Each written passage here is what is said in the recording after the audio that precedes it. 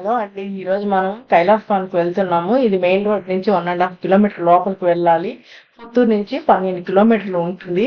ఈ దారిలో వెళ్తున్నప్పుడు మనకి తమిళనాడు నుంచి తిరుమలకు నడిచే భక్తులు కూడా కనిపిస్తారు. దర్శనం చేసుకుని వెళ్తుంటారు వాళ్ళు కూడా. ఇటువైపు మనకు ఒక విలేజ్ కూడా కనిపిస్తా ఉంది. కొంచెం దూరం వరకు ఉంది. షాపులు కూడా ఉన్నాయి అక్కడ. ఈ ఫారెస్ట్ సంబంధించిన గెస్ట్ హౌస్ కూడా ఇటువైపు లోపలికి ఉన్నాయి. ఇక్కడ మధ్య కోన మూల కోన అనే కోనలు కూడా ఉన్నాయి. ఈ కైలాస కోనతో పాటు చూడాలనుకున్న వాళ్ళు అవి కూడా చూడొచ్చు. పార్కింగ్ లోకి వచ్చాము. ఇక్కడైతే కొన్ని షాపులు కూడా ఉన్నాయి.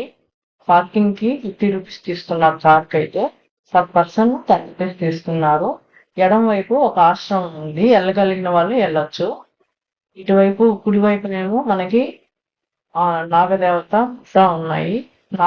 నాగదేవత అయితే చాలా పెద్దదిగా పెట్టారు.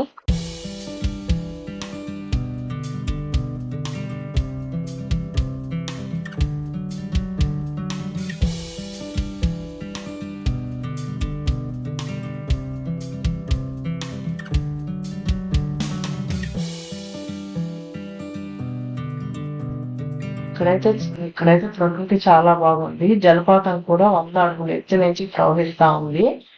శివపార్వతుడు పద్మావతి వెంకటేశ్వర కళ్యాణానికి వచ్చినప్పుడు ఇక్కడ విడిది చేసినప్పుడు ఈ ప్రకృతి రమణీయతను చూసి ముగ్ధులయ్యి ఇక్కడే ధ్యానం చేస్తూ చాలా కాలం గడిపారు. అందుకే ఈ కోనకి కైలాస కోన అనే పేరు వచ్చింది. మనకి మొదట వినాయక స్వామి, నవగ్రహాలు, నాగదేవత వచ్చిన తర్వాత లోపలికి వెళ్ళి గుహాలయం ఉంటుంది. ఆలయం టైమింగ్స్ వచ్చి పొద్దున 6 నుంచి సాయంత్రం 5 గంటల వరకు ఉంటుంది. ప్రతిరోజు కూడా పాలాభిషేకం ఉంటుంది. ఈ ఆలయ విశిష్టత గురించి మనం పూజారి ద్వారా తెలుసుకున్నామండి. శ్రీ కామాక్షి సమేత కైలాసనాథేశ్వర స్వామి దేవస్థానం. స్వామి వచ్చే పరమేశ్వర ప్రతిష్ట. పరమశివుడు ఆయన చేతుల మీదుగా ప్రతిష్ట చేసిన లింగము.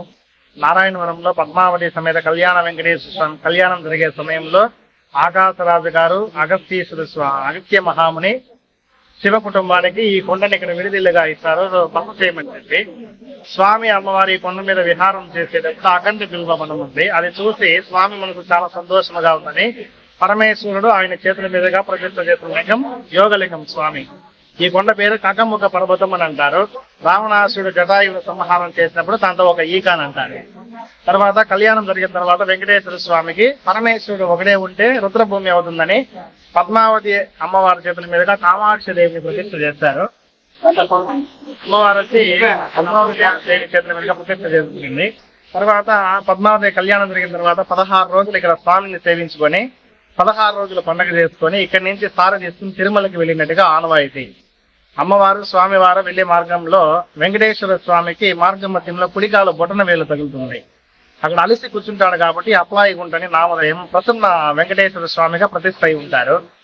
తర్వాత సంవత్సరం చైత్ర పౌర్ణమి రోజు అగస్తీశ్వర ఆశ్రమం నుంచి ఇక్కడికి వచ్చి త్రిశూల స్నానం చేసుకుని వెళ్తూ ఉంటారు.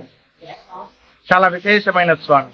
ఈ జలపాతము ఔషధం కలిగిన చెట్లను, మూలికలను, వేర్లను తాకుతూ 100 అడుగులు ఎత్తు నుంచి ప్రవహిస్తుంది కాబట్టి ఇక్కడ ఈ జలపాతంలో స్నానం చేస్తే చాలా వ్యాధులు కూడా నయమవుతాయని ఇక్కడ వారు నమ్ముతారు.